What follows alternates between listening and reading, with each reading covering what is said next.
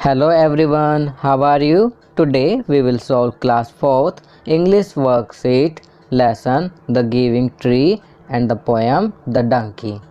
तो चलिए worksheet solve करते हैं। Question 1, draw and right the name of things that the tree gives us. यहाँ पर आपको ट्री से हमें जो जो चीज़ें मिलती हैं उनके नाम लिखने हैं और उसके अलावा उनकी पिक्चर भी ड्रॉ करनी है।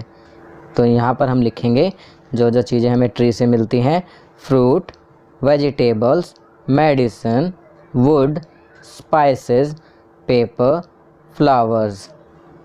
आप अपने अकॉर्डिंग भी ट्री से मिलने वाली चीज़ें यहाँ पर लिखकर उनकी पिक्चर ड्रॉ कर सकते हैं। चलिए आगे बढ़ते हैं। Second, change the number. In grammar the number refers to the count of a noun when we add s/es at the end of a noun singular, it becomes plural, that is, its number increases. Example, dog refers to one, dogs refers to many। हम किसी word के आगे s या es लगाकर उसे plural बना देते हैं। सिंगुलर का अर्थ होता है एक और प्लूरल का अर्थ होता है अनेक। जैसे हिंदी में एक वचन होता है, इसी प्रकार इंग्लिश में सिंगुलर होता है, और जिस प्रकार बहुवचन होता है हिंदी में, इसी प्रकार इंग्लिश में प्लूरल होता है। चलिए आगे बढ़ते हैं। Fill in the blanks with the correct form. यहाँ पर सही फॉर्म को लिखकर ब्लैंक को फिल करना है। My mother went to the market and bought a kilogram of, क्या होगा, एप्पल या apples? Apples. A kilogram of apples.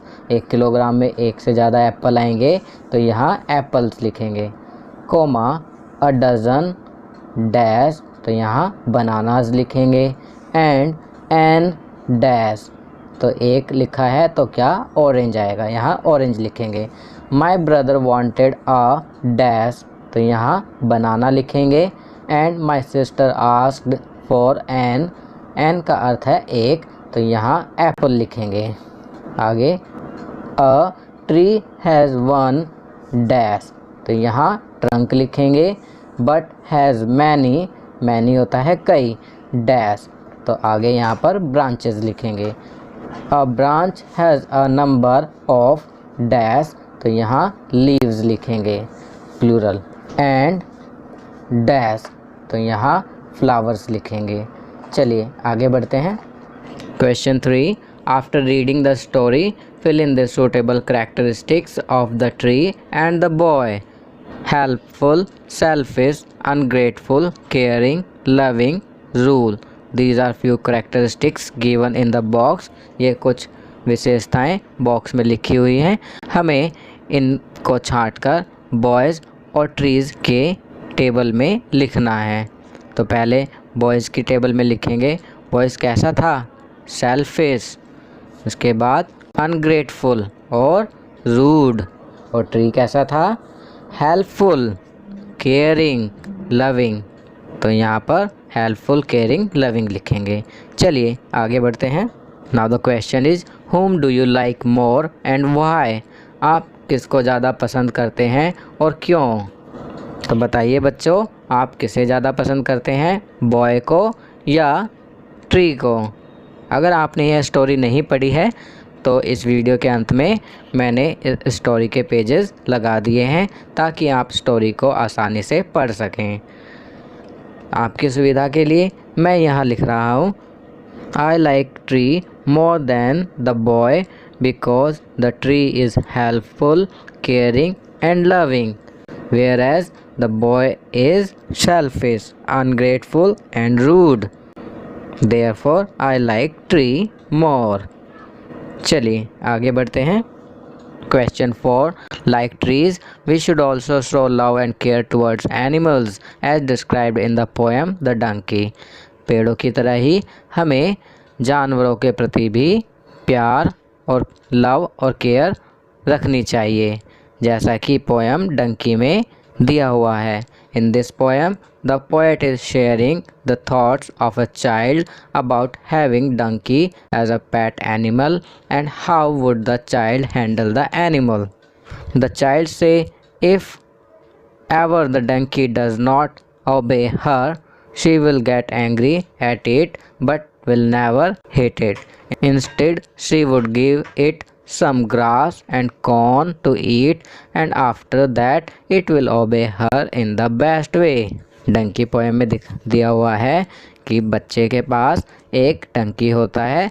जब वह उसका कहना नहीं मानता है तो वह लड़की गुस्सा हो जाती है पर डंकी को पीटती नहीं है।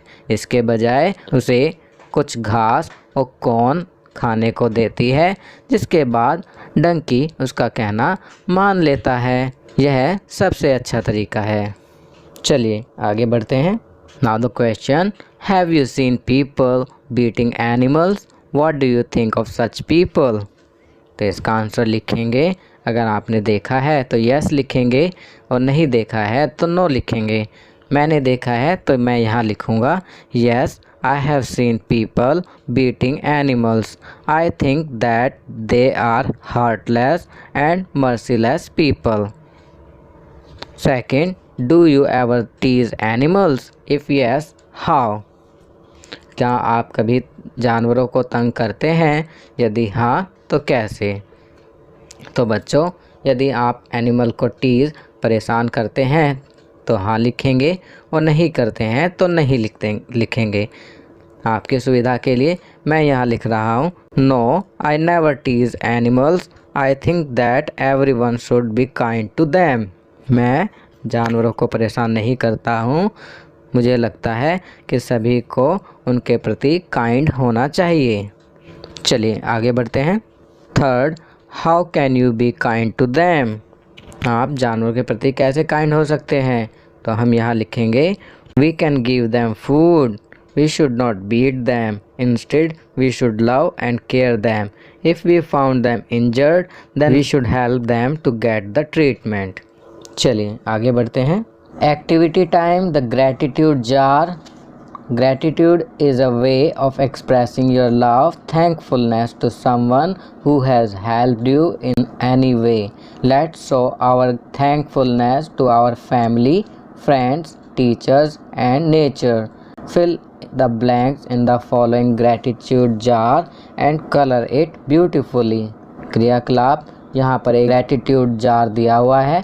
आपको इसमें ब्लैंक्स को फिल करना है और फिर इस जार में ब्यूटीफुल कलर करना है। ग्रैटिट्यूड क्या होता है? अपना लव, थैंकफुलनेस को शो करना। तो बच्चों, यह है आपका ग्रैटिट्यूड जार। इसमें ब्लैंक्स को फिल करने के बाद आप इसमें ब्यूटीफुल कलर करेंगे। चलिए इस जार में दिए हुए ब्लैंक्स को फिल करते हैं। तो बच्चों, यहाँ पर लिखा है I am thankful to my family because, अब इसके आगे लिखेंगे they love and care for me. Next, I am thankful to my friends because, तो इसके आगे लिखेंगे they always help me. Next है I am thankful to my teachers because, तो इसके आगे लिखेंगे they teach and guide me.